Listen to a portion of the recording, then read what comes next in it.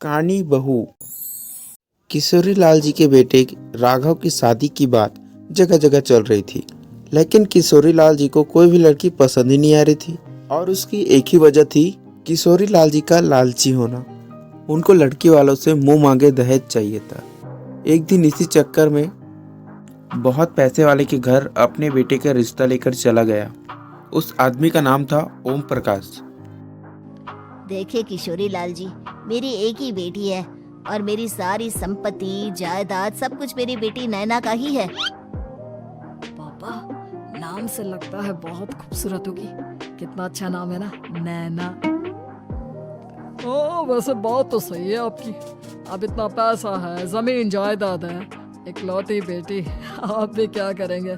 सब कुछ उसे ही देंगे ना। बिल्कुल ठीक पहचाना आपने। बस बेटी की शादी और सारी जायदाद उसके नाम। पापा, बिना देखे हाँ कर दीजिए ना। इतना अच्छा रिश्ता फिर कहाँ मिलेगा? माला माल हो जाएंगे हम। मैं अपनी बेटी को बुलाता हूँ। अरे नहीं नहीं नहीं नहीं, आपकी बेटी का नाम नैना है, सुनकर ही लगता है बहुत सुंदर होगी। रहने दीजिए अंकल, मैं तो आपकी बेटी के नाम से ही इतना खुश हो गया हूँ कि उसे बिना देखे शादी करने को तैयार हूँ। अब तो मैं उसका चेहरा सीधे शादी के बाद ही देखूंगा। और इस तरह राघव नैना का चेहरा नहीं देखता और उससे शादी कर लेता है।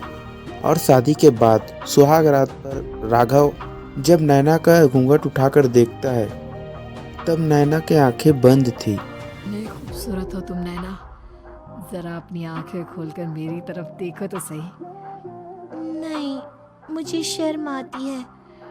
अरे मैंने तुम्हें शादी से पहले भी नहीं देखा, और अब अगर तुम आंखें खोलकर मुझे देखोगी भी नहीं तो मुझे अच्छा कैसे लगेगा? फिर नैना जस्ट अपनी आंखें खोल कर देखने वाली होती है, तभी उस कमरे की लाइट चली जाती है और राघव नैना को पूरी तरह देख भी नहीं पाया। अगली सुबह नैना राघव के लिए नाश्ता बनाकर लेकर आई। अरे ये क्या, आधा पराठा सेका हुआ है और आधा बिल्कुल कच्चा। ये तुमने क्या किया नैना? बहू, तुमने क्या आधा पराठा तवे से नीचे लटका कर रखा था, जो आधा सेका है और आधा कच्चा? मुझे जितना दिखेगा उतना ही तो सीखूंगी ना पापा जी।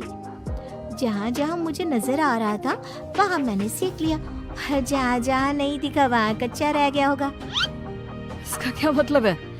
ये कैसा मजाक कर रही है तुम? अरे बहू, तुमने इतना लंबा घूंघट क्यों लगाया हुआ है? देखो, हमारे घर में बहुओं को बेटी की तरह रखा जाता है, और फिर तुम तो इतना सारा माल लेकर आई हो।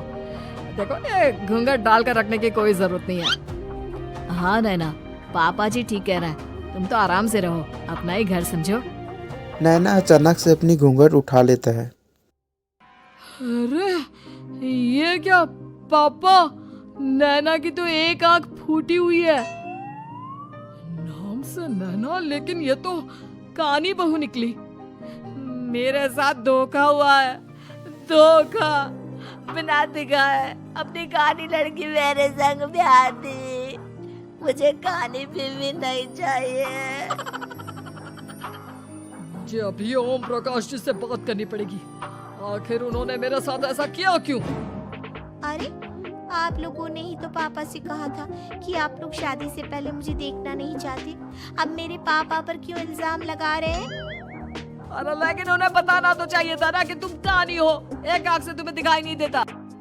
किशोरी लाल और राघव नाराज होकर ओम प्रकाश जी को बुलाते हैं। पापा जी, ये आपने क्या किया? शादी से पहले बताया क्यों नहीं कि नैना की आंखों में परेशानी है? अरे आप ही ने तो लड़की देखने से मना कर दिया था। और लेकिन आप बता तो सकते थे। आपको तो हमारी बेटी की प्रॉपर्टी चाहिए थी, वो भी पूरी की पूरी। अब क्या हुआ अगर उसे आधा दिखाई देता है? प्रॉपर्टी तो आपको पूरी मिल गई ना। अरे ये क्या बात हुई? मेरी शादी प्रॉपर्टी से नहीं, आपकी बेटी से हुई है। अब ये तो पहले सोचना चाहिए था, तब तो मेरी प्रॉपर्टी देखकर तुम्हारी जुबान लप लप आ रही थी। लेकिन मैं कानी लड़की को अपनी बीवी बनाकर नहीं रख सकता। पापा कुछ करिए ना आप। हाँ, करता हूँ। देखिए ओम प्रकाश जी, आप हमारे साथ ऐसा नहीं कर सकते। और तुम देखो, अगर तुमने मेरी बेटी से शादी तोड़ी ना, तो जो भी प्रॉपर्टी मैंने तुम्हें दी है वो तो पूरी की पूरी वापस ले ही लूंगा, और आधी प्रॉपर्टी तुम्हारी भी लूंगा। अरे मेरी आधी प्रॉपर्टी भला क्यों लेंगे आप? इसलिए क्योंकि मेरी बेटी को आधा नजर आता है और उसकी नजर अभी तक तुम्हारी आधी जायदाद पर ही पड़ी है। अब तुम उसे घर से निकालोगे तो कुछ तो लेकर जाएगी ना। और अगर हम आपकी बेटी को अपने घर की बहू बनाकर रखे तो? तो तुम्हारी पूरी प्रॉपर्टी तुम्हारी ही रहेगी, और जो मैंने तुम्हें दिया है ना, उसमें से बस मैं आधा लेकर जाऊंगा। अरे लेकिन अब आप अपनी दी हुई प्रॉपर्टी में से आधी वापस क्यों लेकर जाएंगे? अगर मैं आपकी बेटी को अपनी पत्नी बनाकर रखने को तैयार हूँ तो? इसलिए ताकि भविष्य में अगर तुम मेरी बेटी को धोखा दो तो उसके पास कुछ तो रहे जो पति का हो। वैसे मेरे पास तो बहुत कुछ है, लेकिन अपने पति की कोई निशानी तो उसके पास होनी चाहिए ना। अब अगर तुमने मेरी बेटी को कानी कहा तो तुम्हें प्रॉपर्टी भी कानी ही मिलेगी, पूरी नहीं। जमाए राजा। किशोरीलाल और राघव समझ गए थे कि वो लोग बुरी तरह फंस गए हैं। अब उनके पास वहां से निकलने का कोई चारा नहीं है। अब समझ में आया ना, लालच बुरी बला होती है। एक तो तुम्हें प्रॉपर्टी मिली, ऊपर से बीवी मिली, उसमें तुम्हें नखरे भी दिखाने हैं। आए बड़े, चुपचाप बैठो दोनों। कुछ दिनों के बाद राघव की गाड़ी लेकर नैना बाजार गई थी, और जब कार लेकर वापस आती है, ये क्या? एक तरफ से मेरी गाड़ी पूरी खराब हो चुकी है। लगता है तुमने मेरी गाड़ी को किसी दूसरी गाड़ी के साथ एक्सीडेंट किया है। अरे अरे कितना बड़ा नुकसान कर दिया तुमने बहू। वो क्या है ना पापा जी, मुझे एक आंख से दिखाई नहीं दे रहा था, सामने से गाड़ी आ रही थी। मुझे तो सिर्फ आधा ही दिखाई दिया, और वो गाड़ी मेरी कार से रगड़ते हुए निकल गई। अब मैं क्या करूं बताओ? आप इसे ठीक कराने के पैसे कौन देगा? तुम्हारे पापा। तुमने मुझसे इस तरह से बात की? अभी रुको।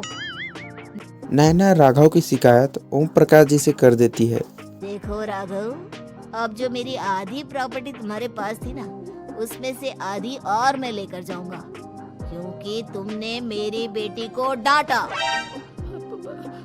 अरे नहीं नहीं पापा जी, गलती हो गई, माफ कर दो।